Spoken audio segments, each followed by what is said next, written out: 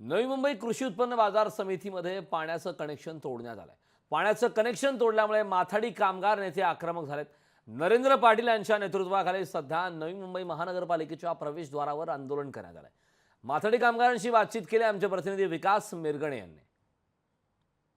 आपल्यासोबत नरेंद्र पाटील यांच्या नेतृत्वाखाली जे सगळे माथाडी कामगार आहेत आणि सर्व व्यापारी आहेत ते इथे दाखल झालेले आहेत। त्यांच्या नेमकी मागण्या काय आहेत?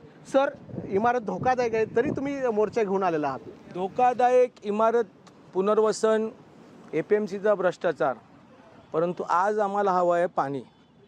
20 जूनला जे एपीएमसी मार्केटमध्ये काबाड कष्ट करणारे कामगार आहेत, हातगाडी कामगार आहेत, जे शेतकरी माल घेऊन येतात, जे ग्राहक येतात आणि जे व्यापारी वर्ग आहे, यांचं पाणी 20 जूनला महानगरपालिकेच्या प्रशासनाने त्या ठिकाणी बंद केलं।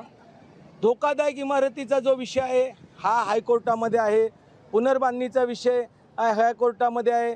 त्यामुळे एवढ्या काम करणाऱ्या कामगारांना त्रास देणं हे महापालिकेला शोभत नाही। अब्दुल सत्तार तर 100 दिवसाच्या आतमध्ये हा विषय निकालीच काढतो म्हणून सांगून गेले, अद्याप काय झालं नाही।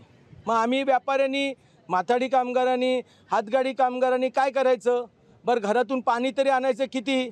आज उन्हाळ्यामुळे घरचं पाणी कपात केलेलं आहे महानगरपालिकेला आणि मार्केटमध्ये काम करताना कमीत कमी 5 ते 10 लिटर पाणी हा कामगार पितो, कारण गोण उचलतो, गोण काढतो, वारणार काम करतो, हातगाडी कामगार काम करतो।